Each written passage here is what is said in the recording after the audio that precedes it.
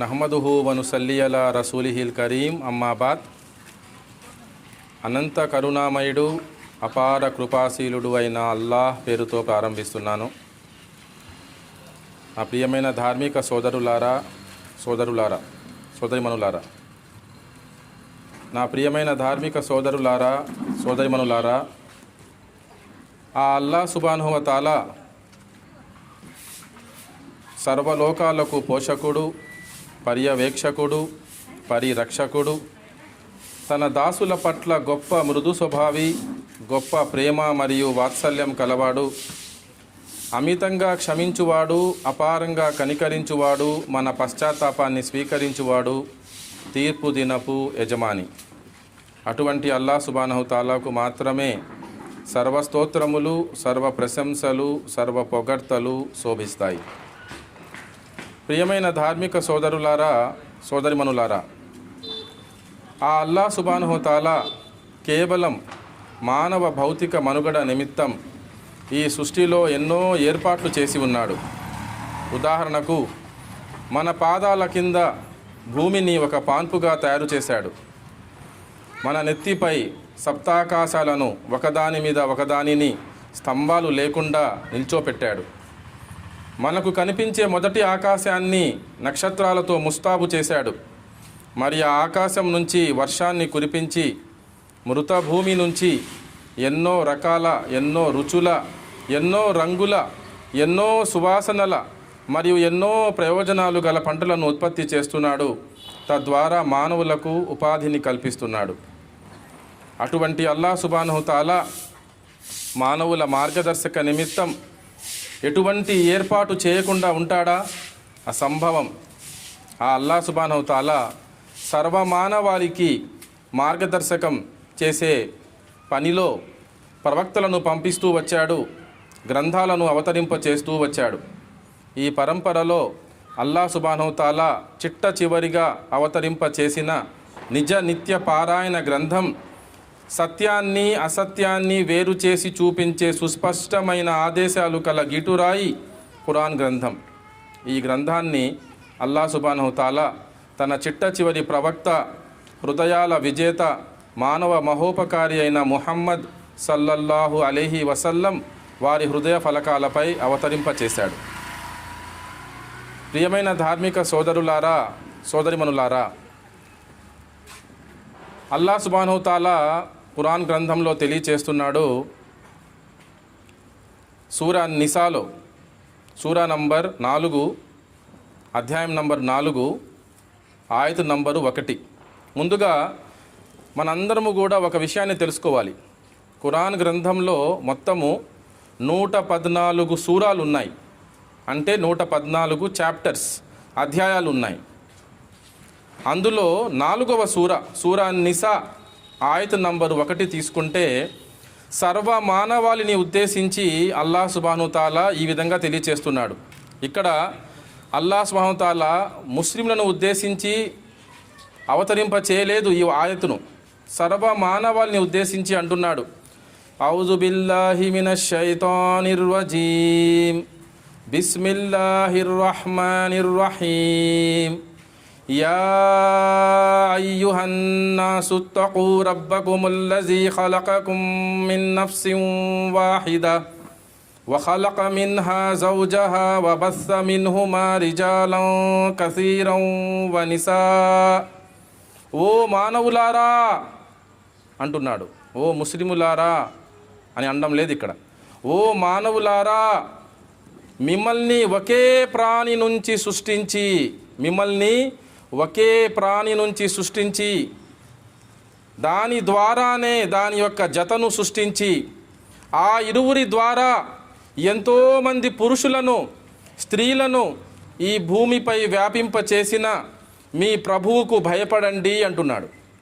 అంటే సోదరులారా, సర్వ మానవాళి ఒకే కుటుంబం అంటుంది ఇస్లాం ధర్మం. సర్వ మానవాళి ఒకే కుటుంబం. లాజికల్గా ఆలోచించండి మీరు. ఇప్పుడున్న జనాభా, మన భారతదేశపు జనాభా ఉదాహరణకు అనుకుందాము, 140 కోట్లు అనుకుందాం, అప్రాక్సిమేట్లీ 140 crores. మొత్తం ప్రపంచం యొక్క జనాభా తీసుకుంటే దాదాపు 720 కోట్లు, అప్రాక్సిమేట్లీ 720 crores. మనము అలాగ ఒక 200 సంవత్సరాలు వెనక్కి వెళ్ళిపోతే ఇంత జనాభా లేదు, ఇంతైతే లేదు జనాభా. మనకి స్వాతంత్రం వచ్చినప్పుడు కూడా జనాభా ఇంత లేదు. జనాభా రోజు రోజుకి పెరుగుతూనే వస్తుంది. కోవిడ్లో ఎంతోమంది చనిపోయారు, ఎన్నో లక్షల మంది మన భారతదేశంలో చనిపోయారు.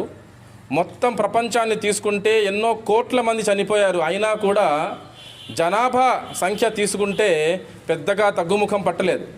అంటే ఎప్పటికప్పుడు జనాభా పెరుగుతూనే ఉంటుంది ప్రపంచంలో.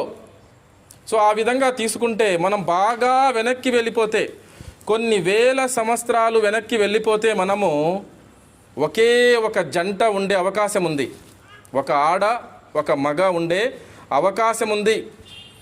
అందరూ అంటుంటారు, మన చుట్టూ ఉన్న వాళ్ళు కూడా అంటుంటారు ఆది దంపతులు అని. అంటే మొట్టమొదటి జంట ఒక పురుషుడు ఒక స్త్రీ ఉండే అవకాశం ఉంది. మన క్రైస్తవ సోదరులు కూడా ఇదే విషయాన్ని నమ్ముతారు. ఆదాము హవ్వ, వారెవరయ్యా అంటే ఆదాము, హజరత్ ఆదం మరియు హవ్వ. ఖురాన్ గ్రంథం కూడా ఇదే విషయాన్ని ఘోషిస్తుంది. అల్లాహ్ ఏమంటున్నాడు? మొట్టమొదటిగా అల్లాహ్ సుబ్హానహు వ తఆలా ఒక ప్రాణిని సృష్టించాడు. ఎలా సృష్టించాడు? మట్టితో తయారు చేశాడు. మొట్టమొదటి మానవుణ్ణి మట్టితో తయారు చేశాడు. మన చుట్టూ ఉన్న వాళ్ళు ఎవరైనా సరే, వారి మతం ఏదైనా సరే, కులం జాతి వర్గం ఏదైనా సరే, వారు ఏ ప్రాంతంలో ఉంటున్నా సరే, ఏ దేశంలో ఉంటున్నా సరే, అందరూ నమ్మే విషయం ఏమిటంటే మనిషి మట్టితో తయారయ్యాడు. అల్లాహు అక్బర్. ఇస్లాం కూడా అదే అంటుంది. మొట్టమొదటి మానవుడిని అల్లాహ్ సుబ్హానహు వ తఆలా ఆదం అలైహిస్సలాంని మట్టితో తయారు చేశాడు. మట్టితో తయారు చేసిన తర్వాత ఆయన యొక్క ప్రక్కటెముకను తీసుకొని, ఒక రిబ్ బోన్ని తీసుకొని ఆయన యొక్క జతను సృష్టించాడు. ఒక స్త్రీని సృష్టించాడు, హజరత్ హవ్వాను సృష్టించాడు. ఆలోచించండి, జాగ్రత్తగా ఈ విషయాన్ని గుర్తుంచుకోండి. మొట్టమొదటిగా మట్టితో సృష్టించాడు మొట్టమొదటి వ్యక్తిని, మొట్టమొదటి మనిషిని. దాని తర్వాత రెండవ వ్యక్తిని, ఒక స్త్రీని ఎముకతో సృష్టించాడు. మొట్టమొదటి వ్యక్తిని మట్టితో, రెండవ వ్యక్తిని ఎముకతో అల్లాహ్ సుబ్హానహు వ తఆలా సృష్టించాడు. వారిరువురి ద్వారా ఎంతోమంది పురుషులను స్త్రీలను అల్లాహ్ సుబ్హానహు వ తఆలా ఈ భూమిపై వ్యాపింపచేశాను అంటున్నాడు. దీనికి ప్రూఫ్, ఆధారం ఏమిటి? What is the evidence? సూరా నిసా, సూరా నంబర్ 4, చాప్టర్ నంబర్ 4, ఆయత్ నంబర్ 1. ఈ రోజున మనందరి దగ్గర స్మార్ట్ ఫోన్ ఉంది. ఎవరికి ఏ రెఫరెన్స్ కావాలన్నా, వెరిఫై చేసుకోవాలన్నా స్మార్ట్ ఫోన్లో మనం వెంటనే గూగుల్లోకి వెళ్ళి చూసుకోవచ్చు. ఖురాన్ 4:1 చెక్ చేసుకోవచ్చు. ఎన్నో భాషల్లో అల్హమ్దులిల్లా ప్రతి గ్రంథము కూడా, ప్రతి పుస్తకము కూడా, ప్రతి పాపులర్ బుక్ కూడా ఈ రోజున మనకు అనువాదం అయి ఉంది అల్హమ్దులిల్లా. So things have become very easy for us if we have scientific temperament. అంటే పరిశోధన చేసి నిష్పక్షపాతంగా, నిజాయితీగా, నిష్కల్మషంగా ఎవరైనా శోధన చేస్తుంటే, పరిశోధన చేస్తుంటే, సత్యాన్ని అన్వేషిస్తుంటే వారికి ఈ రోజున అల్హమ్దులిల్లా ఈ స్మార్ట్ ఫోన్ ద్వారా, ఈ ఇంటర్నెట్, ఈ టెక్నాలజీ ద్వారా విషయాన్ని అర్థం చేసుకోవడం చాలా సులువైపోయింది అల్హమ్దులిల్లా. ప్రియమైన ధార్మిక సోదరులారా, సోదరిమణులారా, జాగ్రత్తగా ఆలకించాలి. ఆ అల్లాహ్ సుబ్హానహు వ తఆలా అంటున్నాడు, సూరా అల్ బకరా తీసుకుంటే సూరా నంబర్ 2, ఆయత్ నంబరు 213, 2:213, 2:213 మీరు వెరిఫై చేయొచ్చు. కానన్నాసు ఉమ్మతం వాహిదా అంటున్నాడు. మొదట్లో, ప్రారంభంలో మనుషులంతా ఒకే సమాజంగా ఉండేవారు అంటున్నాడు. అల్లాహు అక్బర్. మానవులంతా ఒకే సమాజంగా ఉండేవారు. మతాలు లేవు, కులాలు లేవు, వర్గాలు లేవు, ఎటువంటి విచక్షణ, ఎటువంటి వివక్ష లేనే లేదు. అల్లాహు అక్బర్. ఎటువంటి వివక్ష లేదు. There was no discrimination. ఆలోచించండి, మొట్టమొదటి మానవుడు, మొట్టమొదటి జంట ఎవరిని ఆరాధించి ఉంటారు? ఆలోచించండి. ఎవరైతే వాళ్ళని ఉనికిలోకి తీసుకొని వచ్చాడో ఆయననే ఆరాధించి ఉండాలి. దీనికి సంబంధించి కూడా అల్లాహ్ తాలా అంటున్నాడు, మీరు గమనించాలి. 2:213లోనే తర్వాత అల్లా అంటున్నాడు, అదే ఆయతులు ఏమంటున్నాడు అంటే, ప్రారంభంలో మానవులంతా ఒకే సమాజంగా ఉండేవారు. అల్లా సుబ్హానహు తాలా ప్రవక్తలను శుభవార్త ఇచ్చేవారుగా, హెచ్చరించేవారుగా చేసి ఈ లోకంలోకి పంపించాడు. మరి ఎప్పుడైనా మనుషుల మధ్య విభేదాలు తలెత్తినప్పుడు తీర్పు చేయడానికి అల్లా సుబ్హానహు తాలా సత్యబద్ధమైన గ్రంథాలను కూడా వారి వెంట పంపించాను అంటున్నాడు. అల్లాహు అక్బర్. ఆలోచించండి, ఎప్పటికప్పుడు అల్లా సుబ్హానహు తాలా ప్రతి కాలమందు, ప్రతి ప్రాంతమందు, అక్కడ ఉన్న సందర్భం బట్టి, అక్కడ ఉన్న పరిస్థితి బట్టి అల్లా సుబ్హానహు తాలా ప్రవక్తలను పంపించాడు. వారి వెంట సూక్తులను, గ్రంథాలను కూడా అల్లా తాలా పంపిస్తూ వచ్చాడు. ఈ పరంపరలో వచ్చిన చిట్ట చివరి గ్రంథం, నిజ నిత్య పారాయణ గ్రంథం, ఖురాన్ గ్రంథం.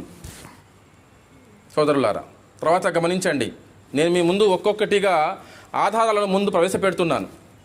సూరా అల్ బకరా 2:2 ఆయత్ నంబర్ 21, చాప్టర్ 2 ఆయత్ నంబర్ 21లో అల్లా అంటున్నాడు, యా అయ్యుహన్నాసు ఉబుదు రబ్బకుముల్లజీ ఖలకకుం వల్లజీన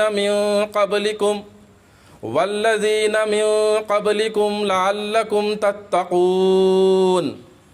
ఓ మానవులారా. మరి ఇక్కడ కూడా అల్లాహ్ తాలా ఏమని సంబోధిస్తున్నాడు? ఓ ముస్లిములారా అని కాదు, ఓ మానవులారా, ఓ మానవులారా, ముక్క చెక్కలుగా విడిపోయిన ఓ మానవులారా. ఈ రోజున ముస్లిం సమాజంలో కూడా ముస్లిములు కూడా ఎన్నో ముక్క చెక్కలుగా విడిపోయి ఉన్నారు.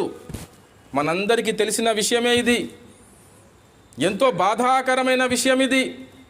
ఖురాన్ను పక్కన పెట్టేసి అసలు అల్లాహ్ సుబ్హానహు తాలా ఖురాన్లో ఏమంటున్నాడో తెలుసుకోకుండా, ఆ ఆయతుల యొక్క, ఆ వాక్యాల యొక్క అర్థం ఏమిటో తెలుసుకోకుండా, ఆ వాక్యాల పట్ల యోచన చేయకుండా రకరకాల ఆచారాలను మనం కూడా తీసుకొని వచ్చాం. అల్లా రక్షించుగాక, అల్లా క్షమించుగాక.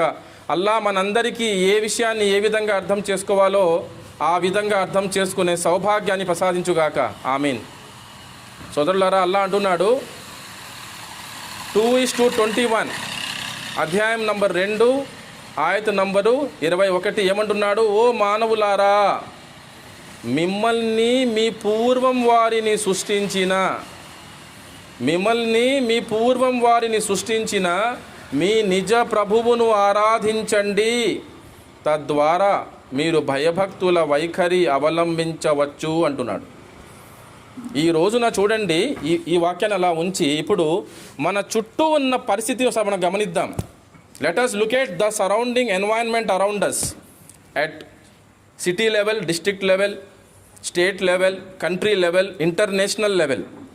ఒక మనోవిజ్ఞాన శాస్త్ర నిపుణుడుగా, ఒక సైకాలజిస్ట్గా మీ ముందు నేను కొన్ని విషయాలు ఇప్పుడు ఉంచబోతున్నాను. జాగ్రత్తగా ఆలకించండి, వెరిఫై చేసుకోండి. తప్పైతే కరెక్ట్ చేయండి, మమ్మల్ని మేము సవరించుకుంటాం ఇన్షాల్లా.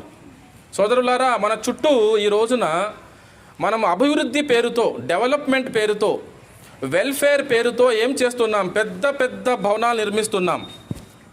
ఎత్తైన భవనాలు, వెడల్పైన రహదారులు, డ్యాములు, ప్రాజెక్టులు. We're focusing on what? Sophisticated technology. Science is advancing by leaps and bounds. ఒక విధంగా చెప్పాలంటే science is advancing in geometric progression at an exponential rate. చాలా ఫాస్ట్గా టెక్నాలజీ ఈ రోజున మన కళ్ళ ముందు అడ్వాన్స్ అవుతూ ఉండడం మనం గమనిస్తూనే ఉన్నాం. మన స్మార్ట్ ఫోన్లో కూడా ఎప్పటికప్పుడు అప్డేట్ వస్తూనే ఉంటుంది. System update, software update. అది మీరు అప్డేట్ చేసుకోకపోతే ఆ యాప్ సరిగ్గా పనిచేయదు, మనం గమనిస్తూనే ఉంటాం. సోదరులారా, ఇదంతా ఎందుకు చేస్తున్నాం? ప్రతి మనిషి, ప్రతి రాష్ట్రము, ప్రతి దేశము, యావత్ ప్రపంచము కూడా అభివృద్ధి కోసమని పాకులాడుతున్నారు. రాత్రింపగలు శ్రమిస్తున్నారు. ఇవన్నీ చేస్తున్నారు. టెక్నాలజీని అడ్వాన్స్ చేస్తూనే ఉన్నారు. కొత్త పరికరాలను సృష్టిస్తున్నారు. కొత్త చట్టాలని తీసుకొని వస్తున్నారు. ఎందుకు? సుఖ సంతోషాలతో హాయిగా ఈ లోకంలో జీవించడానికి. అయితే ఇది ఒక పక్క. రెండో పక్క మనం గమనిస్తే పరిస్థితి దీనికి విభిన్నంగా ఉంది. పొంతన లేకుండా ఉంది. రోజుకి యాతన పెరుగుతూనే ఉంది. కాదంటారా? విడాకులు తీసుకోండి, హత్యలు తీసుకోండి, ఆత్మహత్యలు తీసుకోండి, మానభంగాలు తీసుకోండి. ఎవరైనా భయపడుతున్నారా? అసలు మానభంగం చేసి ఒక స్త్రీని చంపడానికి ఎవరైనా భయపడుతున్నారా? ఎవరైనా వెనకాడుతున్నారా? జంతువులు కూడా చేయని విధంగా చేస్తూ గ్యాంగ్ రేపులు చేస్తూ ఈ రోజున డాక్టర్లను సైతం కూడా వదిలిపెట్టడం లేదు.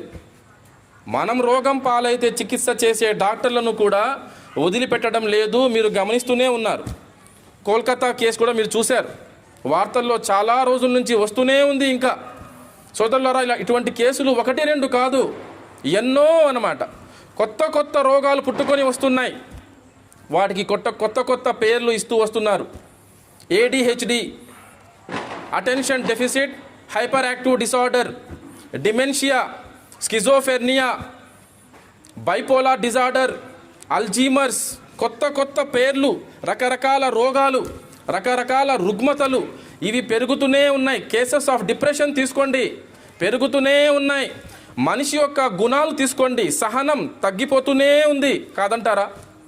మనలో సహనము మన పూర్వీకులతో పోలిస్తే ఎక్కువగా ఉందా, తక్కువగా ఉందా? సోదరులారా, నిజాయితీగా ఎవరి గుండె మీద వారు చేయి వేసుకొని ఆలోచించుకొని సమాధానం చెప్పుకోండి. మన పూర్వీకులతో పోలిస్తే, మన తల్లులతో, తండ్రులతో, తాత ముత్తాతలతో పోలిస్తే మనకున్న పేషెన్స్, సహనం ఎక్కువగా ఉందా, తక్కువగా ఉందా? చాలా అసహనానికి మనం గురవుతున్నాం. కోపం వస్తే అసలు ఆగము. అవతల వ్యక్తి ఎవరున్నారు? ఈరోజు చిన్న పిల్లల్ని కూడా పెంచే విషయంలో తల్లిదండ్రులు నెత్తి నోరు కొట్టుకుంటున్నారు, బాధపడుతున్నారు. కౌన్సిలింగ్కి తీసుకొని వస్తున్నారు పిల్లల్ని. ఉన్నది మళ్ళీ ఒకే ఒక కొడుకు, ఒకే ఒక కూతురు. డిప్రెషన్, కోపం ఎక్కువ అండి. మా అబ్బాయికి కోపం ఎక్కువ. ఎప్పుడు చూసినా మా అబ్బాయి వీడియో గేమ్స్ ఆడుతూ ఉంటాడు. మా అబ్బాయి ఎవరికి భయపడ్డండి. చిన్నప్పుడు చాలా బాగా ఉండేవాడండి. 8వ క్లాస్లో, 9వ క్లాస్లో, 10వ క్లాస్లో బాగా చదివేవాడండి. చదువుల్లో ఫస్ట్, స్పోర్ట్స్లో, గేమ్స్లో ఉండేవాడు. కానీ ఈ రోజున ఏంటి? నాన్నకు ఎదురు జవాబు చెప్తాడు. అమ్మ మాట అసలు విండు. ఎప్పుడు వస్తాడో తెలియదు, ఇంటికి ఎప్పుడు వెళ్తాడో తెలియదు. ఫలానా స్నేహితులతో నువ్వు కలవద్దు అంటే మన మాట అసలు పెడచెవిన పెట్టేస్తున్నాడు. రూమ్లో వెళ్ళి తలుపులు వేసేసుకొని ఈ రోజున అమ్మాయిలు కూడా వీడియో గేమ్స్ ఆడడం, చూడకూడని అశ్లీలమైన వీడియోలు చూడడం, సంగీతం పేరుతో వినకూడని పాటలు వినడం.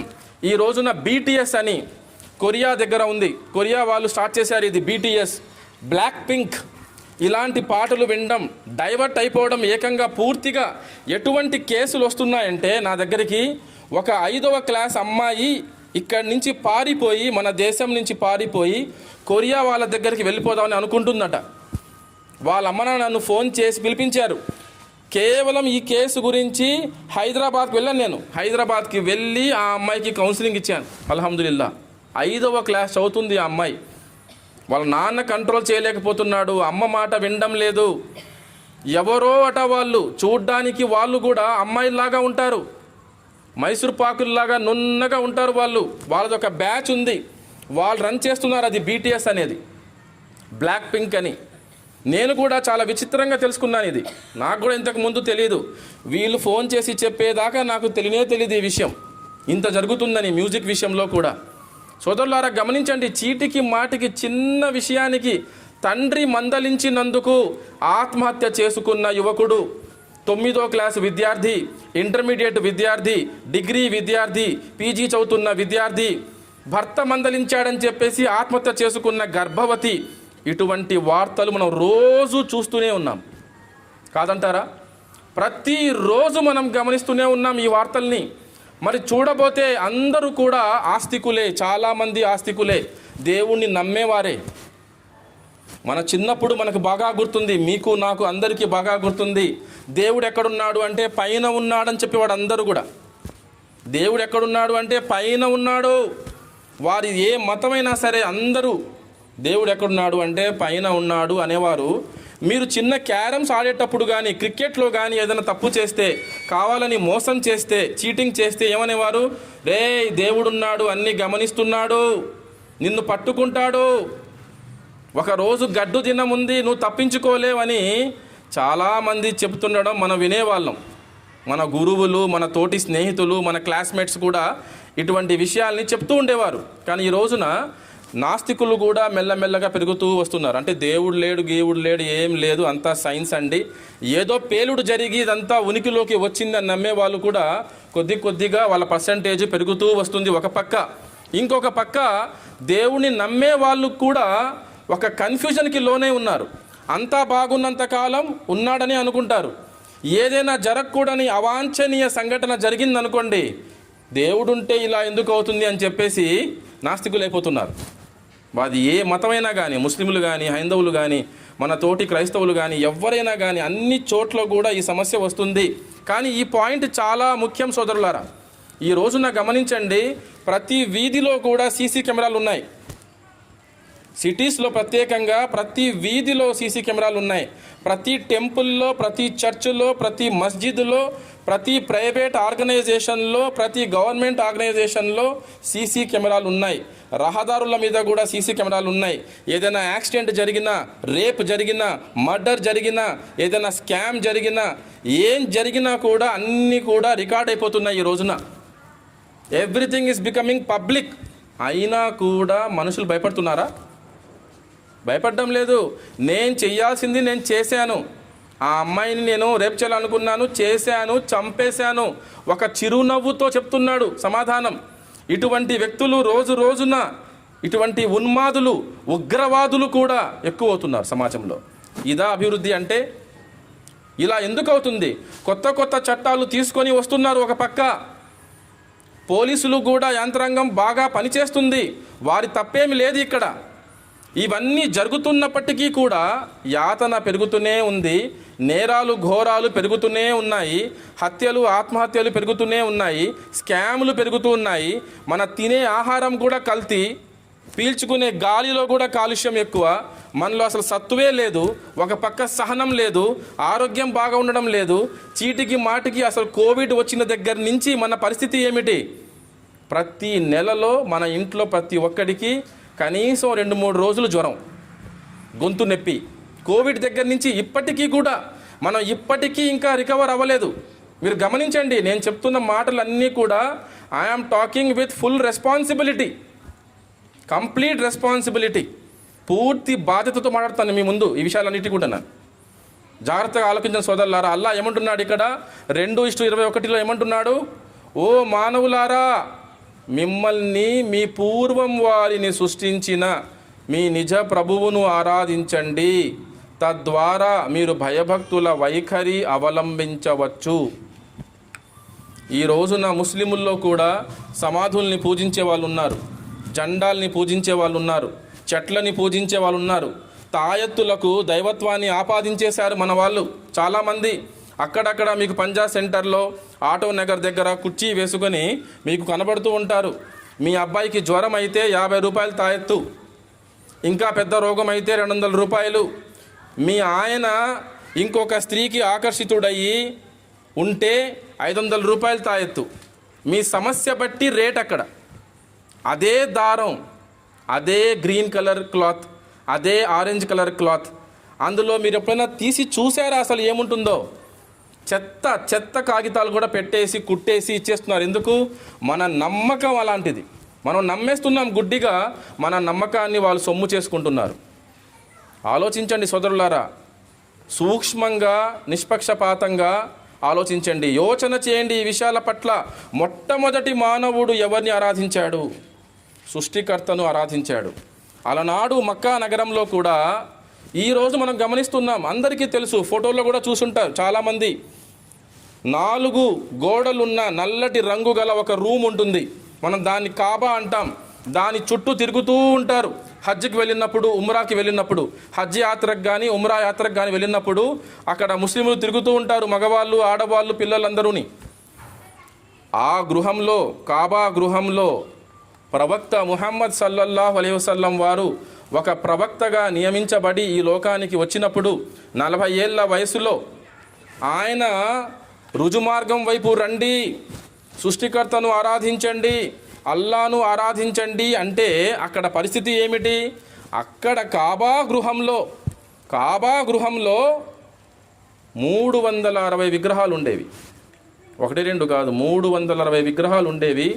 ఒక్కొక్క రోజు ఒక్కొక్క విగ్రహాన్ని బయటికి తీసి పూజ చేసి ఉత్సవంగా చేసేవారు అక్కడ. అప్పుడు ప్రవక్త ముహమ్మద్ సల్లల్లాహు అలైహి వసల్లం వారు సృష్టితాలను కాదు సృష్టికర్తను ఆరాధించాలి, మొట్టమొదటి మానవుడు మొట్టమొదటి జంట వారిని ఎవరైతే సృష్టించాడో ఆయన దేవుడు, ఆయన్ని ఆరాధించాలి, కాలాన్ని బట్టి ప్రాంతాన్ని బట్టి దేవుడు మారడు అని పిలుస్తూ ఉంటే వాళ్ళు అడిగారు, ప్రశ్నించారు వాళ్ళు, ఎవరయ్యా ఈ అల్లా, నువ్వు అల్లా అంటున్నావే, ఎవరు ఆయన, ఆయన దేంతో తయారయ్యాడు, ఆయన యొక్క వంశావళి ఏంటి, తల్లిదండ్రులు ఎవరు ఆయనకి, ఆయన యొక్క భాగస్వామి ఉందా, భార్య ఉందా ఆయనకు, ఆయన దేంతో తయారయ్యాడు, బంగారంతోనా ఇనుముతోనా ఇత్తడితోనా అని ప్రశ్నలు వేశారు. అప్పుడు అల్లాహ్ సుబ్హానహు వ తఆలా ఇప్పుడు మీ ముందు ఈ సభ ప్రారంభంలో ఒక అబ్బాయి అల్హమ్దులిల్లా సూరా ఇఖ్లాస్ పఠించాడు. అల్హమ్దులిల్లా అరబీ భాషలో సూరా నంబర్ 112 అంటే అధ్యాయం నంబరు 112 అంటే దేవుడి యొక్క నిర్వచనం ఇందులో ఉంది. అల్హమ్దులిల్లా ఒక గొప్ప నిర్వచనం, మ్యాచ్ లెస్ డెఫినేషన్ ఇందులో ఉంది. ఇది మనం జాగ్రత్తగా ఆలకించాలి ఈ విషయాన్ని. వాళ్ళు ప్రశ్నలు వేశారు. అల్లాహ్ సుబ్హానహు వ తఆలా తన దైవ దూత ద్వారా ఈ వాక్యాలను ఈ ఆయతులను ప్రవక్త ముహమ్మద్ సల్లల్లాహు అలైహి వసల్లం వారి హృదయాలపైకి అవతరింప చేశాడు ఒక దివ్యవాణి ద్వారా. అల్లాహు అక్బర్, త్రూ డివైన్ రెవల్యూషన్. అల్హమ్దులిల్లా ఏమని, ఖుల్ హువల్లాహు అహద్ అల్లాహు సమద్ లం యలిద్ వలం యూలద్ వలం యకుల్ లహు కుఫువన్ అహద్.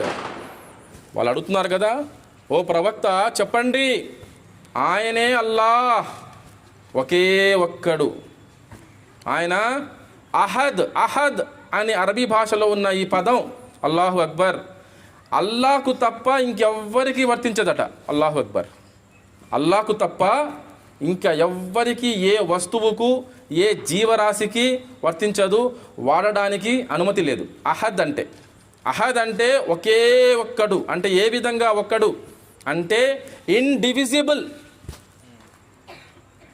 విభజనకు గురి కానివాడు, ఒకే ఒక్కడు ఆయన, ఒకే ఒక్కడు, విభజనకు గురి కానివాడు, ఒకే ఒక్కడు. అంటే మీ అందరి దైవం ఒకే దైవం, ఒకే ఒక్కడు ఆయన, విభజనకు ముక్క చెక్కలుగా విడిపోడు. అల్లాహు సమద్, ఆయన ఆ అల్లాహ్ నిరపేక్షాపరుడు, అంటే ఎవరి అక్కరలు లేనివాడు. అందరికీ ఆయన యొక్క అవసరం ఉంది కానీ ఆయనకు ఎవరి అవసరం లేదు. అల్లాహు సమద్ అంటే దీన్ని బట్టి ఆయన తినేవాడు కాదు, త్రాగేవాడు కాదు, నిద్రించేవాడు కాదు, కునుకు తీసేవాడు కాదు, అలసిపోయేవాడు ఎంత మాత్రము కాదు.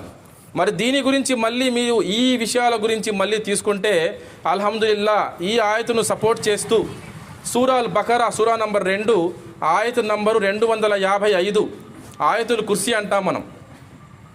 అల్లాహు లా ఇలాహ ఇల్లా హువల్ హయ్యుల్ ఖయ్యూమ్ లా తఖుజుహు సినతున్ వలా నౌమ్ లహు మా ఫిస్ సమావాతి వమా ఫిల్ అర్ద్ మన్ దల్లజీ యష్ఫౌ ఇందహు ఇల్లా బిఇజ్నిహి యఅలము మా బైన ఐదీహిం వమా ఖల్ఫహుం వలా యుహీతూన బిషైఇం మిన్ ఇల్మిహి ఇల్లా బిమా షాఅ వసియ కుర్సియుహుస్ సమావాతి వల్ అర్ద్ వలా యౌదుహు హిఫ్జుహుమా వహువల్ అలియుల్ అజీమ్.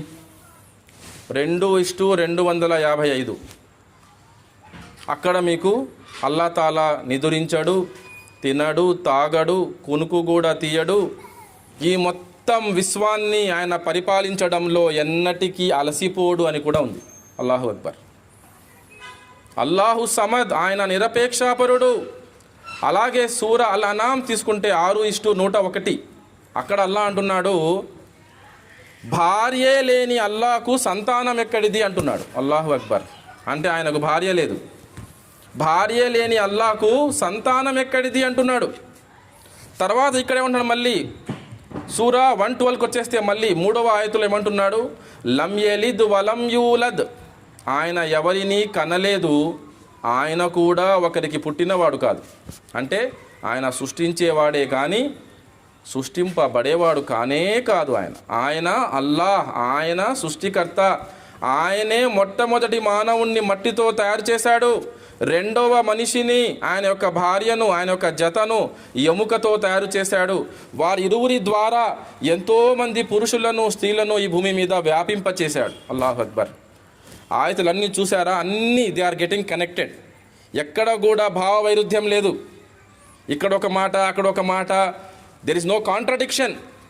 అందుకే అల్లాహ్ అంటాడు, అఫలా యతదబ్బరూనల్ ఖురాన్. సూరా నిసాలో అంటాడు 4:82. ఏమిటి, మీరు ఖురాన్ గురించి యోచన చేయరా? ఇది మీ ప్రభువు నుంచి కాకుండా, మీ యొక్క దేవునికి నుంచి కాకుండా ఇంకా ఎవరి వద్ద నుంచో వచ్చి ఉంటే ఇందులో ఎంతో భావ వైరుధ్యం మీకు కనబడేది కదా. You must have found so much of contradiction, discrepancy, opposite statements అని అల్లా అంటున్నాడు. అల్లా ఛాలెంజ్ చేస్తున్నాడు. Come on, take the Quran, find the opposite statements, find some discrepancy. You can never find till judgement day. అల్హమ్దులిల్లాహ్, అల్లాహు అక్బర్, లా ఇలాహా ఇల్లల్లాహ్. లం యలిద్ వలం యూలద్. ఆయన ఎవరిని కనలేదు, ఆయనకు సంతానం లేదు. ఇటువంటి జంతు లక్షణాలకు ఆయన అతీతుడు, పరమ పవిత్రుడు, పరిశుద్ధుడు, అల్ ఖుద్దూస్, the most pure, the most holy. అల్లాహు అక్బర్. ఆయన కూడా ఒకరికి పుట్టినవాడు కాదు. ఒకవేళ ఆయన పుట్టి ఉంటే, ఉదాహరణకు నౌజుబిల్లా పుట్టి ఉంటే, మనం ఇందాక చెప్పుకున్నాం అల్లాహు సమదని, నిరపేక్షాపరుడు అయ్యేవాడు కాదు. ఎందుకంటే ఆయన ఉనికిలోకి రావడానికి తల్లి తండ్రి యొక్క అవసరం వచ్చింది కాబట్టి. తర్వాత ఒకే ఒక్కడు అయ్యేవాడే కాదు. ఎందుకు? ఈయనే దేవుడైతే పుట్టినవాడు, మరి ఆయన యొక్క తల్లిదండ్రులు కూడా దేవుళ్ళే. ఈయన చిన్న దేవుడైతే వాళ్ళు ఇంకా పెద్ద దేవుళ్ళు అయి ఉండాలి. కాబట్టి అల్లాహ్ ఏమంటున్నాడు అక్కడ చూడండి ఎలా ఉన్నాయో వాక్యాలు, చూడండి అల్హమ్దులిల్లా ఎలా ఉన్నాయో, ఎంత లాజికల్గా మన హ్యూమన్ మైండ్కి ఎంత అపీలింగ్గా, ఎంత కన్విన్సింగ్గా ఉన్నాయో. ఎందుకంటే ఇది చాలా ముఖ్యం. సీసీటీవీ కెమెరా కాదు, కొత్త చట్టాలు కాదు, పోలీసులు కాదు, ఇక్కడ వీళ్ళు వేసే శిక్షలు కాదు. మన మనసులో మనం చనిపోయిన తర్వాత తిరిగి లేపబడతాం. తీర్పు దినముంది. మన ఆచరణ యొక్క లెక్క మన దేవుడు తీసుకుంటాడు. పుణ్యాలు పాపాలు చూస్తాడు, మెజర్ చేస్తాడు. పుణ్యాలు ఎక్కువయ్యి పాపాలు తక్కువగా ఉంటే ఆయన యొక్క దయతో, కరుణ కటాక్షాలతో క్షమించబడి స్వర్గంలోకి వెళ్ళే అవకాశం ఉంది.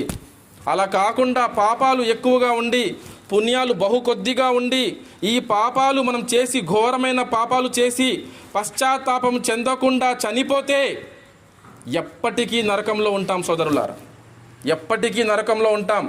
నాస్తికుడైనా సరే చనిపోవాల్సిందే ఈ లోకంలో. ఎంత జ్యూస్ తాగినా, జిమ్లోనే పడుకుంటున్నా సరే, ఎక్సర్సైజ్ చేసి ఒక రోజు వస్తుంది మనిషి చనిపోతాడు. Every soul has to taste death. కుల్లు నఫ్సిన్ జాయికతుల్ మౌత్. అల్లా అంటాడు ఖురాన్లో, సూర్య ఆలి ఇమ్రాన్ తీసుకోండి మీరు, అధ్యాయం నంబర్ 3లో అల్లా అంటున్నాడు, ప్రతి ప్రాణి మృత్యువు యొక్క రుచి చూడక తప్పదు అంటున్నాడు. అల్లాహు అక్బర్. మనం వింటుంటాం ఏమని, పుట్టినవాడు గిట్టక మానడు అని. ఇస్లాం ఏమంటుందంటే పుట్టాల్సిన అవసరం లేదు. తల్లి గర్భంలో కూడా తయారవుతున్నప్పుడు కూడా చనిపోవచ్చు. ప్రాణం ఉంటే చాలు మరణం సంభవించడానికి. అల్లాహు అక్బర్. ఎంత లాజికల్గా, ఎంత సైంటిఫికలీ కరెక్ట్గా ఉందో ఆలోచించండి. పుట్టినవాడు గిట్టక మానడు కాదు, ప్రాణం ఉంటే చాలు. ప్రతి ప్రాణి మృత్యువు యొక్క రుచి చూడక తప్పదు. అంటే అర్థం ఏమిటి? ఆత్మ శరీరాన్ని వదిలి వెళ్ళిపోతుంది, మనం దాన్ని మృత్యువు అంటాం. దాని తర్వాత ఆత్మ తన జర్నీ, తన ప్రయాణం కొనసాగిస్తుంది. అల్లాహు అక్బర్. పితృలోకంలోకి వెళ్తుంది. దాని తర్వాత కొన్ని సంవత్సరాలకు మొత్తం ప్రళయం వస్తుంది. ఈ ప్రపంచమంతా అంతమైపోయిన తర్వాత తీర్పు దినాన అందరం మళ్ళీ లేపబడతాం. మనం చేసిన కర్మల పట్ల అల్లాహ్ సుబ్హానహు వ తఆలా తీర్పు చేస్తాడు. లం యలిద్ వలం యూలద్. ఆయన ఎవరిని కనలేదు, ఆయన కూడా ఎవరికి పుట్టినవాడు కాదు. మరి నేను మీ ముందు ఇప్పుడు చెప్పాను, తీర్పు దినం ఉంది, చనిపోయిన తర్వాత అందరం కూడా లేపబడతాము అంటే అలనాడే చాలామంది ప్రశ్నలు వేశారు. ఖురాన్ అవతరణ అవుతున్నప్పుడే ప్రశ్నలు వేశారు. సూర మరియం తీసుకోండి, గొప్ప ప్రవక్త ఈసా అలైహిస్సలాం, మనం యేసు అంటాం. మనలో చాలామంది యేసు అంటారు, కానీ ఈసా అలైహిస్సలాం అని అల్లా అంటున్నాడు. ఆయన పేరు ఈసా అని ఖురాన్ గ్రంథంలో. ఆయన గారి తల్లి పేరు మరియం, హజరత్ మరియం, ఒక గొప్ప పుణ్య స్త్రీ. మగవాని ప్రమేయం లేకుండానే, అల్లాహు అక్బర్, వ్యభిచారం చేయకుండా, మగవాని ప్రమేయం లేకుండానే, ఏ పురుషుడు ఆవిడ్ని ముట్టుకోకుండా అద్భుతంగా అల్లా యొక్క ఆజ్ఞతో ఒక కన్యకు ఈసా అలైహిస్సలాం వారు పుట్టారు. ఆయన గారి తల్లి గారు హజరత్ మరియం. ఆ మరియం గారి పేరిట ఖురాన్ గ్రంథంలో ఒక అధ్యాయం ఉంది. అధ్యాయం నంబరు 19. అధ్యాయం నంబరు 19. దాంట్లో వాక్యాలను గమనించండి, 66, 67.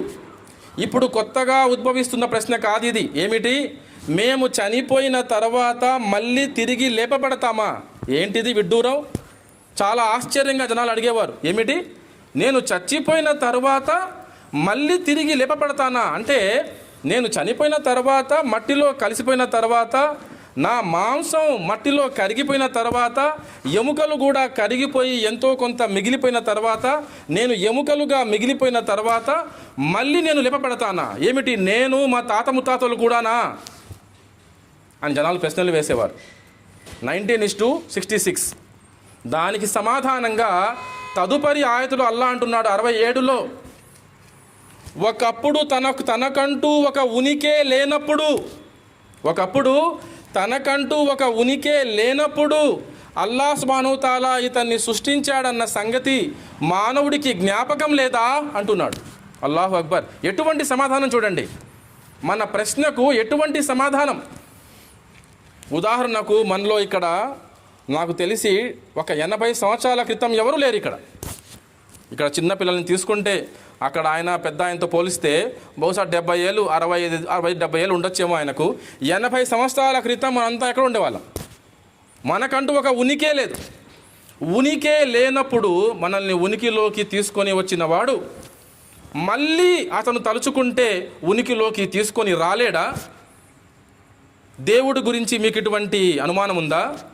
పర్వతాలను నిల్చోపెట్టినవాడు, ఆయన యొక్క ఆజ్ఞతో సముద్రాన్ని నిల్చోపెట్టినవాడు, ప్రతిదాన్ని దాని యొక్క హద్దుల్లో ఉంచినవాడు, భూమి దొర్లిపోకుండా పర్వతాలను మేకులు మాదిరిగా పాతిపెట్టినవాడు, మిమ్మల్ని ఎన్నిసార్లు అనుకుంటే అన్నిసార్లు సృష్టించగలడా లేదా? మీకు ఎటువంటి అభిప్రాయం ఉంది దేవుడి గురించి? మీరు దేవుణ్ణి ఏ విధంగా గుర్తించాలో ఆ విధంగా గుర్తించారా? ఎవరికి వాళ్ళు ఆలోచించుకోవాలి సోదరులారా.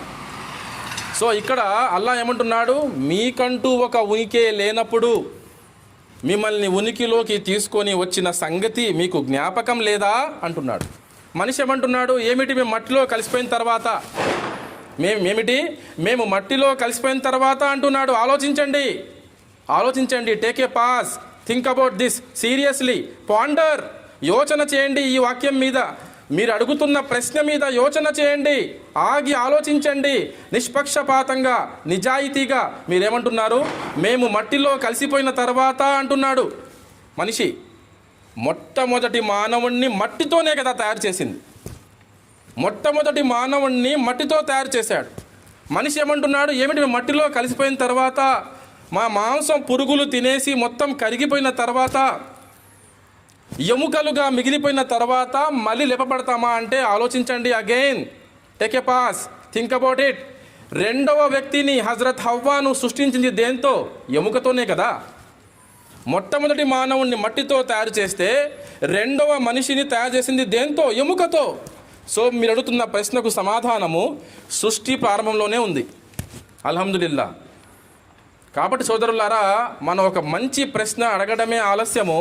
అల్హమ్దులిల్లా, ఇస్లాం ధర్మంలో, ఖురాన్ గ్రంథంలో, ప్రవక్త ముహమ్మద్ సల్లల్లాహు అలైహి వసల్లం వారి హితోక్తుల్లో, ఆయన యొక్క ప్రవచనాల్లో అల్హమ్దులిల్లా మనకు స్పష్టమైన సమాధానం లభిస్తుంది. అల్హమ్దులిల్లా. లం యలిద్ వలం యూలద్, ఆయన ఎవరిని కనలేదు, ఆయనకు భార్యే లేదు, ఆయన ఒకే ఒక్కడు, ఆయన సృష్టికర్త. ఇటువంటి జంతు లక్షణాలకు, యానిమల్ ఇన్స్టింక్ట్స్కు ఆయన అతీతుడు, పరమ పవిత్రుడు, పరిశుద్ధుడు. ఆయన కూడా ఒకరికి పుట్టినవాడు కాదు, ఆయన నిరపేక్షాపరుడు. ఆయనను మినహాయించి ప్రతీది సృష్టితాలే, ప్రతీది సృష్టితమే. ఆయన ఏకైకుడు, ఒకే ఒక్కడు సృష్టికర్త, the only one, the creator. Who has created everything from nothing. మీరు ఆలోచించండి ఒకసారి, చల్లని మనసుతో ఆలోచించండి.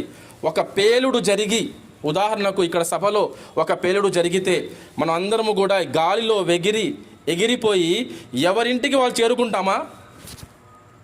కరెక్ట్గా అలా చేరుకుంటామా? మనం ఎవరింటికి వాళ్ళు చేరుకుంటామా? అలా జరగనప్పుడు ఒక పేలుడు జరిగి సూర్యుడు ఎక్కడ ఉండాలో అక్కడ, భూమి ఎక్కడ ఉండాలో అక్కడ, పర్వతాలు ఏ విధంగా ఉండాలో అలాగా, వాటర్కు ఏ ప్రాపర్టీస్ ఉండాలో ఆ విధంగా, if you take the freezing temperature, boiling temperature, water యొక్క boiling temperature 100 degrees centigrade, freezing temperature 0 degrees centigrade, and water has the highest density at 4 degrees centigrade, latent heat, specific heat, viscosity, surface tension, water as universal solvent. ఇవన్నీ కూడాను ఆ వాటర్కు ఉండాల్సిన గుణాలు వాటర్కు మాత్రమే ఉన్నాయి. ఆ water లేకుండా ఇక్కడ అసలు జీవరాశులు ఉండడం అనేది అసాధ్యం ఈ ప్రపంచంలో.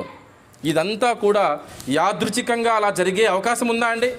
ఒక పేలుడు జరిగి ఇవన్నీ ఉనికిలోకి వచ్చి మనకు ఏ విధంగా మన మనుగడ నిమిత్తము సురక్షితంగా ఒక ఓజోను పొర, భూమి చుట్టూ ఓజోను పొర, దానికి అది తయారవుతుందా? ఇప్పుడు ఈ సభకు మనం ఏర్పాటు చేసిన ఈ మైకు దానికదే వచ్చేసిందా? ఈ టేబుల్ దానికదే వచ్చేసిందా? ఒక షామియానా మనం నిర్మిస్తే దానికదే వచ్చేస్తుందా? మన ఇంటి దగ్గర, మన ఇంటి ముందు షామియానా? అసాధ్యం. Is it scientific temperament? Do you call this science? కానే కా సోదరులారా, ఇదంతా కూడా పెద్ద అబద్ధం. అసలు దేవుడు లేడు, ఇదంతా కూడా దానికదే ఒక పేలుడు జరిగి ఉనికిలోకి వచ్చింది అని చెప్పడమే అతిపెద్ద అబద్ధం, అతిపెద్ద అభాండం ఇది సోదరులారా. ఆ భయం లేకపోవడం వల్లనే ఒక గడ్డు దినముంది, తీర్పు దినముంది, చనిపోయిన తర్వాత మళ్ళీ లేపబడతాము, ఈ భయము లేకపోవడం వల్ల ఈరోజు చిన్న పిల్లలు కూడా వాళ్ళ తల్లిదండ్రులకు భయపడడం లేదు. ఎంతో కష్టపడి తల్లిదండ్రులు పెంచి ఆపరేషన్లు చేయించుకొని, సి సెక్షన్ చేయించుకొని, రాత్రింపగలు కష్టపడి ఉద్యోగాలు చేసి వీళ్ళ కోసం ఆస్తులు కూడబెట్టి ఎంతో కష్టపడి పెంచి మంచి మర్యాద అన్నీ నేర్పిస్తున్నప్పుడు కూడా ఒక స్థాయి దాకా బాగానే ఉంటున్నారు. తర్వాత భయపడడం లేదు, వాళ్ళు ఎవరి మాట వినడం లేదు, ఎన్నో వ్యసనాల పాలైపోతున్నారు. సిగరెటు, సారాయి, అశ్లీలం అంటే pan addiction to pan videos, pornography, ఇది ఒక పెద్ద వ్యాపారం అయిపోయింది. ఇప్పుడు సారాయి మత్తు కంటే కూడా, డ్రగ్స్ కంటే కూడా పెద్ద వ్యాపారం ఏంటంటే ఈ రోజున the biggest industry is pan industry. ఈ బూతు సినిమాలు, బూతు వీడియోలు, అశ్లీలమైన చిత్రాలు చూడడం మగవాళ్ళు చూస్తున్నారు, ఆడవాళ్ళు చూస్తున్నారు. ఇల్లీగల్ అఫైర్స్ మెయింటైన్ చేస్తున్నారు. విషయం ఎక్కడి దాకా వెళ్తుంది? హత్యలు, ఆత్మహత్యలు, పిల్లలేమో అనాథలు.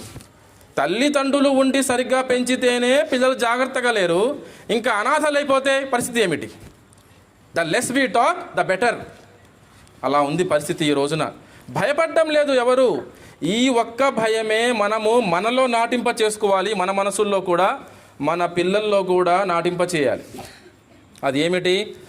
దేవునికి నువ్వు లెక్క చెప్పుకోవలసిన దినం ఉంది. నీకు దేవుడు చూడ్డానికి కళ్ళిచ్చాడు, వినడానికి చెవులిచ్చాడు, ఆలోచించడానికి నీకు బుర్రనిచ్చాడు, తెలివినిచ్చాడు, అనుభవించడానికి ఏ విషయం ఏంటనేది ఒక మనస్సాక్షి నీకు ఇచ్చాడు, ఒక మనసంటూ నీకు ఇచ్చాడు. నీకు తెలుసు ఇది మంచి, ఇది చెడు అని. దొంగతనం చేసేవాడికి కూడా తెలుసు దొంగతనం చేయడం తప్పని. కావాలంటే మీరు వాడు చేసిన దొంగతనం చేసిన వస్తువుని మీరు దొంగలించండి, వాడు దాన్ని మెచ్చుకుంటాడా? మెచ్చుకోడాడు, వాడికి కోపం వస్తుంది, బాధపడతాడు వాడు. అంటే ఏంటి? వాడికి కూడా తెలుసు మంచి చెడు ఏంటనేది. కనీసం ఆ ఇంగిత జ్ఞానం అందరికీ ఉంది, ఆ విచక్షణ జ్ఞానం అందరికీ ఉంది, ప్రతి బిడ్డకు ఉంది, అల్హమ్దులిల్లా. కానీ ఏంటంటే మనము దేవునికి లెక్క చెప్పుకోవలసి ఉంది. ఈ భయం మనసులో నాటుకోకపోతే ఏ మనిషి కూడా పాపాల నుంచి ఆగడు. అది ఈ రోజున స్మార్ట్ ఫోను. ఇక్కడ ఉన్న మన పెద్దవాళ్ళకి తెలుసు, ఒకప్పుడు ఏదైనా తప్పు చేయాలి, ఏదైనా పాపం చేయాలంటే సారాయి తాగాలన్నా కూడా ఊరి చివరికి వెళ్ళిపోవాలి. ఒకే ఒక కొట్టు ఉండేది, ఊరి చివర ఎక్కడో ఉండేది కొట్టు కూడా. ఎవ్వడు కూడా మనకు సారాయి తాగుతూ కనబడేవారు కాదు. ఈ రోజున ఏంటి? కొందరి ఇళ్లల్లో ఫస్ట్ రూమ్లోనే బార్ ఉంది, బార్. అల్లాహు అక్బర్. ప్రొఫెసర్లు కూడా, యూనివర్సిటీ ప్రొఫెసర్లు కూడా బార్ మెయింటైన్ చేస్తున్నారు. ఇంట్లో కూర్చొని భార్య భర్త ఎదిగిన పిల్లలు కలిసి తాగుతారట, కలిసి పార్టీ చేసుకుంటారట. ఎక్కడికో వెళ్ళి తాగి పడిపోవడం, యాక్సిడెంట్ చేసుకొని చచ్చిపోవడం ఎందుకురా అని చెప్పి ఇంట్లోనే బార్ పెట్టుకొని తాగుతున్నారు. అంటే ఏ స్థాయికి మనిషి దిగజారిపోయాడు, ఏ స్థాయికి దిగజారిపోయాడు. అసలు భయం అంటూ ఉందా? మంచి చెడు యొక్క విచక్షణ జ్ఞానాన్ని కూడా మనిషి కోల్పోతున్నాడు. సోదరులారా, అటువంటి దుస్థితి రోజు రోజుకి యాతన, సమస్యలు, రుగ్మతలు పెరుగుతూనే ఉన్నాయి. నిద్ర మాత్రలు వేసుకుంటున్నా కూడా నిద్ర రావడం లేదు జనాలకి. డిప్రెషన్, సినిమా యాక్టర్ల దగ్గర నుంచి పెద్ద పెద్ద ధనవంతుల వరకు మీరు ఎవరైనా తీసుకోండి, ఈ సమస్యలు రోజు రోజుకి పెరుగుతూనే ఉన్నాయి. సోదరులారా, ఒక మనిషి పుణ్యం చేయాలన్నా నాకు ఈ పుణ్యాలకు ప్రతిఫలం లభిస్తుంది, నేను చనిపోయిన తర్వాత లేపబడతాను అన్న నమ్మకం ఉంటేనే మనిషి పుణ్యం చేస్తాడు. మన పిల్లలు కూడా ఏదైనా నేర్చుకోవాలంటే మీరు గమనించండి, రేపు నువ్వు ఈ నేర్చుకోరా అంటే నేర్చుకోడాడు. నువ్వు ఇది నేర్చుకుంటే నేను నీకు స్పోర్ట్స్ షూస్ కొనిపెడతాను, నువ్వు నేర్చుకుంటే నేను నీకు సైకిల్ కొనిపెడతా, నువ్వు నేర్చుకుంటే నేను నీకు కొత్త లంచ్ బ్యాగు, స్కూల్ బ్యాగ్ కొనిపెడతాను, మంచిది, మంచి స్కేలు, పెన్సిల్ బాక్స్ కొనిపెడతాను అంటే ప్రయత్నం చేస్తాడు ప్రతి బిడ్డ కూడా. ఎందుకంటే మనిషి యొక్క సైకాలజీ అటువంటిది. అందుకే అల్లా తాలా కూడా ఏమంటున్నాడు, స్వర్గం ఉంది, నరకం ఉంది, ఈ ప్రపంచం అనేది ఒక పరీక్షా మైదానం, ఇది ఒక జీవన సామాగ్రి, ఇది ఒక జీవన సామాగ్రి. This is not the destination, this world is not the target for us, this is a means for the hereafter. ఇది ఒక ముడి సరుకు మాత్రమే. పరలోకంతో పోలిస్తే సోదరులారా, ఈ ప్రపంచం అనేది ఒక ముడి సరుకు, ఒక రా మెటీరియల్. దీన్ని మనం సద్వినియోగం చేసుకుంటే, అల్లా యొక్క ఆజ్ఞల ప్రకారం జీవితాన్ని గడిపితే, ప్రవక్త ముహమ్మద్ సల్లల్లాహు అలైహి వసల్లం వారి సున్నత ప్రకారము, పద్ధతి ప్రకారము జీవితాన్ని గడిపితే, ఇదే ముడి సరుకు, రా మెటీరియల్ రేపొద్దున మనకి స్వర్గం అవుతుంది. అలా కాకుండా మనోవాంఛలను అనుసరిస్తూ పోతే, విర్రవీగితే, అహంకారానికి గురైతే, దేవుడు లేడు గీవుడు లేడు అని అనుకుంటే, ఎలా పడితే అలాగా విచ్చలవిడి జీవితాన్ని గడిపితే, ఇదే రా మెటీరియల్, ఇదే ముడి సరుకు నరకమైపోతుంది. అల్లా రక్షించుగాక. ఆ రోజున నెత్తి నోరు కొట్టుకున్నా, మన చేతులు మనమే కొరుక్కున్నా కూడా, అయ్యో నేను ప్రవక్త ముహమ్మద్ సల్లల్లాహు అలైహి వసల్లం వారి పద్ధతిని అవలంబించి ఉంటే ఎంత బాగుండు అని బాధపడినా కూడా ప్రయోజనం ఉండదు. సూరా ఫుర్ఖాన్ తీసుకోండి, సూరా 25 ఆయాతులు చూడండి, 25 దగ్గర నుంచి చదువుతూ పోండి, మీకు అక్కడ ఈ ప్రస్తావన వస్తుంది. ఆ రోజున దుర్మార్గులు వారి చేతులను కొరుక్కుంటూ నరకవాసులు అంటారు ఈ విషయాన్ని, అయ్యో మా పాడుగాను, మేము నాశనం కాను, మేము ప్రవక్త ముహమ్మద్ సల్లల్లాహు అలైహి వసల్లం వారి పద్ధతిని అవలంబించి ఉంటే ఎంత బాగుండు అని చేతుల్ని కొరుక్కుంటారు. సోదరులారా, చల్లని మనసుతో మనం ఆలోచించాలి. ఇదంతా ఈ విషయాలన్నింటిని గురించి మనం గమనించండి, ఇంకా గమనించండి. నేను ఒకసారి ఈ సైకాలజీ కోర్స్ చేస్తున్నప్పుడు మెంటల్ హాస్పిటల్కి వెళ్ళాను. అక్కడికి వెళ్తే రెహమాన్ అనే వ్యక్తి నాకు పరిచయం అయ్యాడు, ఒక పేషెంట్. అతను కూడా ముస్లిమే, అతని పేరు కూడా రెహమాన్. అతను పరిచయం అయ్యాడు. అతన్ని ఒక సెల్లో ఉంచారు. అక్కడ మీరు జాగ్రత్తగా ఆలకించాలి, ఒక సెల్లో ఉంచారు. అక్కడ కూడా బయట 2 పోలీసులు ఉన్నారు కాపలా అతనికి. అతనికి దాదాపు వయసు 40-43 అలా ఉంటాయి సుమారుగా. నేను అతని దగ్గరికి వెళ్ళాను. బయట కేస్ షీట్ ఉంది పోలీస్ దగ్గర. గమనించాను వయసు, పేరు, ఏ ఊరు ఏంటనేది. అక్కడ చూస్తే అతన్ని ముందు రాజమండ్రి సెంట్రల్ జైల్లో పెట్టారు. అక్కడి నుంచి విశాఖపట్నం మెంటల్ అసైలంకి తీసుకొని వచ్చారు అతన్ని. నేను అతని దగ్గరికి వెళ్ళి, నేను సైకాలజీ కోర్స్ చేస్తున్నానండి, ఒక స్టూడెంట్ని, నేను కొన్ని ప్రశ్నలను అడగబోతున్నాను, మీకు అంగీకారం అయితే సమాధానం ఇవ్వండి, లేదు మీకు సమాధానం ఇవ్వడం ఇష్టం లేకపోతే నేను ఇవ్వనని చెప్పేసేయండి, పర్వాలేదు అని అన్నాను. అని అంటే అతను నా ప్రశ్నలను అడగండి అన్నట్టుగానే అతని బాడీ లాంగ్వేజ్ ఉంది, బయటికి ఏం చెప్పలేదు. నేను అనుకున్నాను ఇతను ఏకీభవించాడు, మేబీ హీ సపోర్టింగ్ మీ అనుకొని నేను అడిగాను, మీరు ఇక్కడికి ఎందుకు వచ్చారు అని అడిగాను. అతను అన్నాడు, నాకు నిద్ర పట్టడం లేదు అన్నాడు. ఎప్పటి నుంచి? 6 months నుంచి, 6 నెలల నుంచి అసలు అతనికి నిద్రే పట్టడం లేదు. నిద్ర మాత్రలు వేస్తున్నారు, అక్కడ ఇంజెక్షన్లు వేస్తున్నారు, నిద్ర పట్టడం లేదు అతనికి.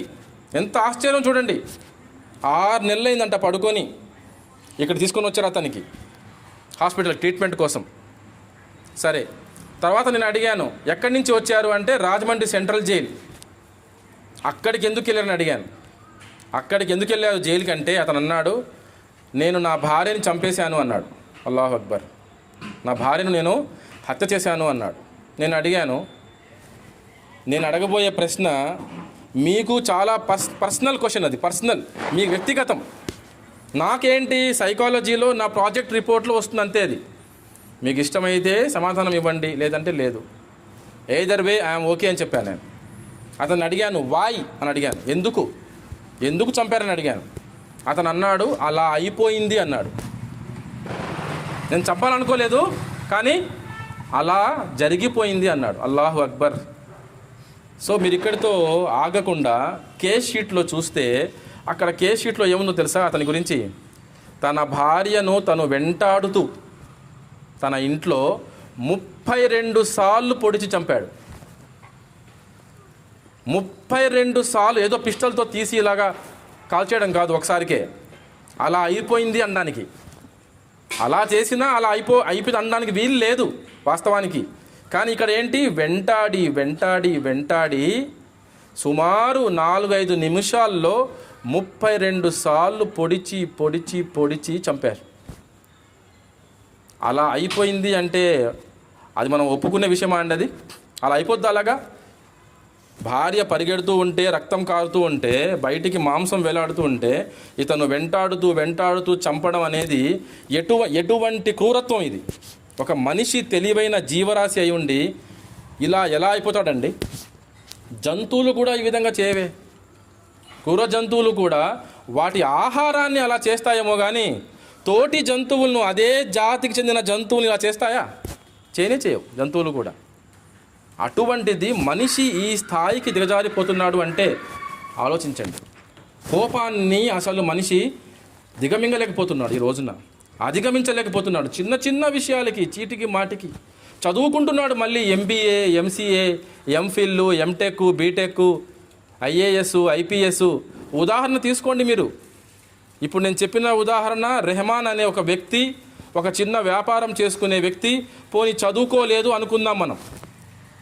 చదువు రాని వాడు వింత పశువు అంటారు కదా, ఆ విధంగా అనుకుందాం. ఓకే. ముఖేష్ పాండే ఐఏఎస్ మీరు గూగుల్లో వెరిఫై చేయొచ్చు. ముఖేష్ పాండే IAS.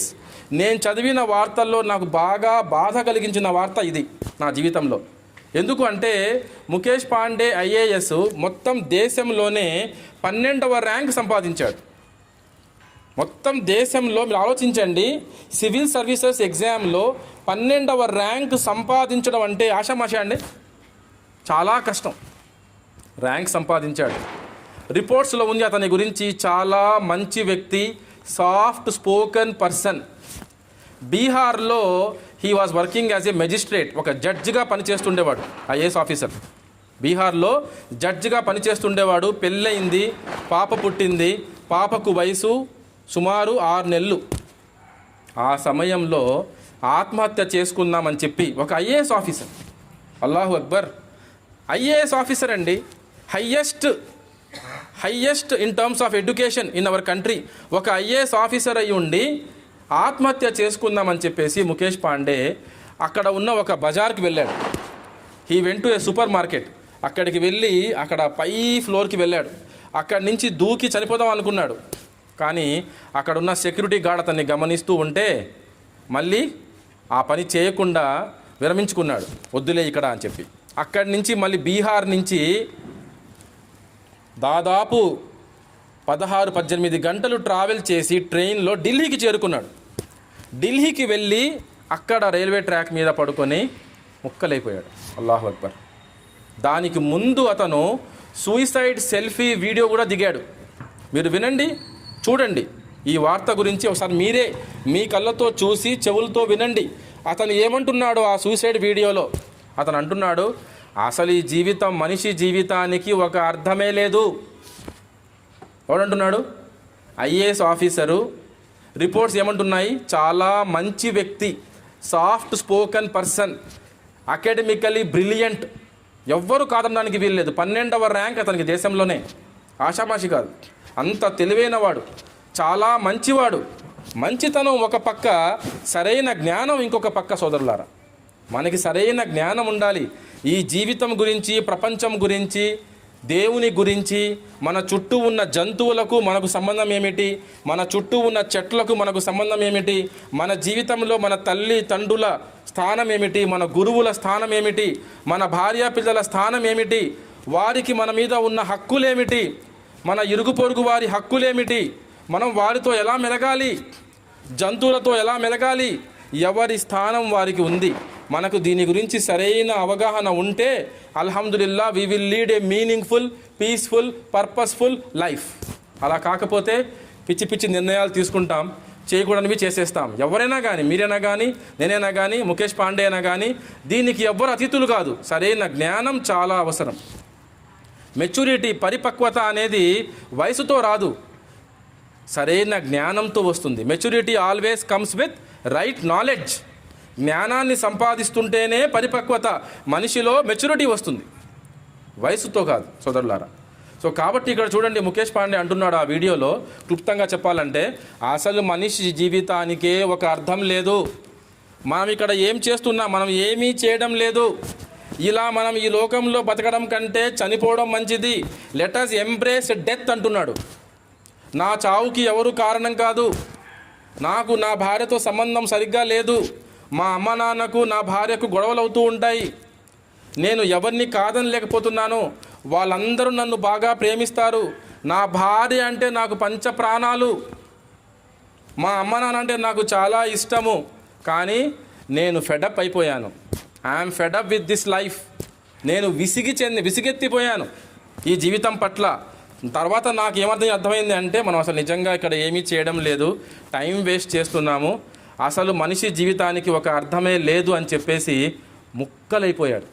ఒక పక్క శరీరము, ఒక పక్క తన తల వేరుగా పడిపోయి ఉన్న ఫోటోలు కూడా మీకు గూగుల్లో దొరుకుతాయి. అల్లాహు అక్బర్. ఎంత బాధాకరం అండి. ఒక మంచి వ్యక్తి, బాగా చదువుకున్నవాడు, తెలివైన వాడు, ఇతను ఎవరిని చంపలేదు, ఇతను ఎవరిని బాధ పెట్టలేదు, ఇతను ఎవరిని రేప్ చేయడం కానీ, స్కామ్ చేయడం కానీ చేయని వ్యక్తి, ఒక క్లీన్ చిట్ ఉన్న వ్యక్తి. అటువంటి వ్యక్తి తన్ని తానే చంపేసుకున్నాడు. అల్లాహు అక్బర్. తన కూతురు 6 నెలల బిడ్డ అనాథ అయిపోయింది, భార్య విధవ అయిపోయింది, తల్లిదండ్రులకు బిడ్డ లేకుండా పోయాడు ఆ వయసులో, ముసలితనంలో. ఆలోచించండి ఎంత బాధాకరం. ఒక మనిషి చావు కాదు ఇక్కడ. ఒక మనిషి చావు కాదు. నేను చనిపోతే మా అమ్మ నాన్నకు ఒక బిడ్డ చనిపోయాడు, నా భార్యకు భర్త చనిపోయాడు, నా పిల్లలకు తండ్రి చనిపోయాడు, నా సోదరునికి ఒక సోదరుడు చనిపోయాడు, నా స్నేహితుడికి ఒక ఫ్రెండ్ చనిపోయాడు, నేను పనిచేసే కంపెనీలో ఒక ఉద్యోగి చనిపోయాడు, నా దేశంలో ఒక సివిలియన్ చనిపోయాడు, ఒక సగటు మనిషి చనిపోయాడు. కాబట్టి సోదరులారా, జీవితం గురించి మనకు సరైన అవగాహన మనం పెంచుకోవాలి. దీనికి నిజాయితీ అవసరం. నిజాయితీతో మనిషి నిష్పక్షపాతంగా పరిశోధన చేయాలి, ఆలోచించాలి, తన గురించి ఆలోచించాలి, తన ఉనికి గురించి ఆలోచించాలి, తను తినే ఆహారం గురించి ఆలోచించాలి, తను తాగుతున్న నీరు గురించి ఆలోచించాలి, తన శరీరంలో ఉన్న కళ్ళు, చెవులు, హృదయము, ఈ ప్రవహిస్తున్న రక్తము, ఈ కాలేయము, ఈ కిడ్నీలు అన్నీ ఆషామాషి కాదు. మనిషి ఆలోచించాలి వీటి గురించి. ఈ రోజున డయాలసిస్, ఎవరికైనా కిడ్నీ ప్రాబ్లం ఉంటే డయాలసిస్కి సబ్సిడీ ఇచ్చినా కూడా గవర్నమెంటు సుమారు ఒక్కసారి డయాలసిస్ చేసుకోవాలంటే 6,500 రూపాయలు అవుతాయి. కనీసం 6,500 రూపాయలు అవుతాయి. కొన్ని కార్పొరేట్ హాస్పిటల్స్లో 20,000, 30,000 దాకా అవుతాయి. మన కిడ్నీలు మనం పుట్టినప్పటి నుంచి మనం చనిపోయేదాకా ఫ్రీగా మనకు చేస్తూనే ఉన్నాయి. ఇటువంటి కిడ్నీలు వాటికవే ఉనికిలోకి వస్తాయా అండి? వాటికవే ఉనికిలోకి వస్తాయా? పని చేస్తూనే ఉంటాయా? ఎవరి ఆజ్ఞ ప్రకారం పని చేస్తున్నాయి అవి? మనం తయారు చేసుకున్నామా? అందుకే అల్లా అంటాడు ఖురాన్ గ్రంథంలో, ఏమిటి మిమ్మల్ని మీరే తయారు చేసుకున్నారా, సృష్టించుకున్నారా, లేదా మీకు సృష్టికర్తే లేడా? మీరు ఏమనుకుంటున్నారు? మీరు ఒక టిష్యూ పేపర్, మనం చేతులు తుడుచుకొని పక్కన పడేసే టిష్యూ పేపర్ కూడా దానికి అది తయారవ్వనప్పుడు ఏ విధంగా ఒక తెలివైన జీవరాశి, the most sophisticated human being ఉనికిలోకి వస్తాడండి? ఆలోచించండి. అన్ని ఏర్పాట్లు జరుగుతాయా మన మనుగడ కోసం? మనకు ఏ విధంగా కావాలో ఆ విధంగా అసంభవం సోదరులారా. సో కాబట్టి ఏమిటంటే మన సంబంధాలు బాగుండాలన్నా, భార్యాభర్త సంబంధాలు కానీ, ఒకరి మీద ఒకరికి ఉన్న హక్కులు నిర్వర్తించాలన్నా కూడా, ఇరుగు పొరుగు ఏ సంబంధం తీసుకోండి, టీచరు స్టూడెంటు, గురువు విద్యార్థి, తోబుట్టువులు, స్నేహితులు, 2 రాష్ట్రాల వాళ్ళు, 2 దేశాల ప్రజలు, యావత్ ప్రపంచం కూడా సరిగ్గా ఉండాలి, సంబంధాలు బాగా మెయింటైన్ చేయాలి, సోదర భావంతో కలిసికట్టుగా సుఖంగా సంతోషంగా హాయిగా ఉండాలి అంటే దైవభీతి లేకుండా అసాధ్యం. చదువులు ఎంత చదువుకున్నా కూడా ఈ సంస్కారం అనేది మనిషికి రానే రాదు. ఈ భయం లేకుండా మనిషి పాపాల నుంచి ఆగడు, పుణ్యాలలో పోటీ పడడు వేరే వాళ్ళతో. అందుకే అల్లా అంటున్నాడు, మీరు పాపాల పట్ల భయపడండి, పాపాల విషయంలో జాగ్రత్తగా ఉండండి. అల్లా ఏమంటున్నాడు? సాఫల్యం అంటే ఏమంటున్నాడు ఖురాన్ గ్రంథంలో? ఖద్ అఫ్లహ మన్ జక్కాహా వఖద్ ఖాబ మన్ దస్సాహా. ఎవరైతే తన అంతరాత్మను పరిశుద్ధపరుచుకున్నాడో అతను సాఫల్యం పొందాడు. మరి ఎవరైతే తన ఆత్మను దాని మానాన్న వదిలిపెట్టాడో, సందేహాలు వస్తున్నప్పటికీ దేవుని గురించి, జీవితం గురించి, రకరకాల విషయాల గురించి, ముఖ్యమైన విషయాల గురించి సందేహాలు వస్తున్నప్పటికీ పాపాలలో నిమగ్నం అవుతూ సందేహాలను పక్కన పెట్టేసి ఎవడైతే మనోవాంఛలు అనుసరిస్తూ తన జీవితాన్ని గడిపాడో అతను నష్టపోయాడు. One who purifies his soul is successful and the one who corrupts it makes it impure is failure అని అల్లా తాలా ఒక మ్యాచ్ లెస్ డెఫినేషన్ ఇచ్చాడు సక్సెస్కి. మరి ఎవరికి వాళ్ళు పరిశుద్ధపరచుకోవడానికి ప్రతి మనిషికి అవకాశం ఉంది, ప్రతి మనిషికి అవకాశం ఉంది. అల్హమ్దులిల్లా. మీరు పాపాల నుంచి మిమ్మల్ని మీరు కాపాడుకుంటూ పుణ్యాలు చేస్తూ ఉంటే what are you doing there? Purifying yourself. So ఈ అవకాశము అల్హమ్దులిల్లా అందరికీ ఉంది సోదరులారా. సో కాబట్టి ఏంటంటే ఒక్కసారి సర్వ మానవాళి మార్గదర్శక నిమిత్తం అల్లాహ్ సుబ్హానహు తాలా అవతరింప చేసిన గ్రంథాన్ని మీ ఇంట్లో ఉంది, మీరు తీసుకొని ఒకసారి తీసి అరబీ భాషలో చదివితే పుణ్యమే. అసలు అల్లాహ్ ఏమంటున్నాడు, సృష్టికర్త ఏమంటున్నాడు, మనల్ని ఉద్దేశించి ఏ వాక్యాన్ని జారీ చేశాడు, వాటి యొక్క అర్థం ఏమిటో ఒకసారి చదవండి. రోజుకి కనీసం 4-5 ఆయతులు తీసుకొని, వాక్యాలు తీసుకొని చదువుతూ పోండి. విషయం మీ ముందు బట్టబయలవుతుంది. మొబ్బులు తొలగిపోయి మీకు అల్హమ్దులిల్లా మంచి జ్ఞానం వస్తుంది. ఆ జ్ఞానంతోనే మన మనసులో దైవభీతి నాటుకుంటుంది. మనం పుణ్యాలు చేస్తాము, సహనం అవలంబిస్తాము, కోపాన్ని దిగమింగుతాము, మంచి పనుల్లో ఒకరిని ఒకరు మించిపోతాం ఇన్షాల్లా. అల్లాహ్ సుబ్హానహు తాలా మనందరికీ ఏ విషయాన్ని ఏ విధంగా అర్థం చేసుకోవాలో ఆ విధంగా అర్థం చేసుకునే సౌభాగ్యాన్ని ప్రసాదించుగాక. ఆమీన్. మనందరి పాపాలు మన్నించబడి మనందరము కూడా నరకం నుంచి రక్షించబడి మన తల్లిదండ్రులతో, మన బంధువులతో, మన తోబుట్టువులతో, మన స్నేహితులతో, మన ఇరుగు పొరుగు వారితో, మన శ్రేభిలాషులతో అల్లా యొక్క నరకం నుంచి రక్షించబడి అల్లా యొక్క ప్రసన్నత సాధిస్తూ స్వర్గంలో చేరుగాక. ఆమీన్. వాఖిరు దావానా అనిల్ హమ్దులిల్లాహి రబ్బిల్ ఆలమీన్. సుబ్హానల్లాహి వ బిహమ్దిహి సుబ్హానకల్లాహుమ్మా వ బిహమ్దిక అష్హదు అల్లా ఇలాహ ఇల్లా అంతా అస్తగ్ఫిరుక వ అతూబు ఇలైక్.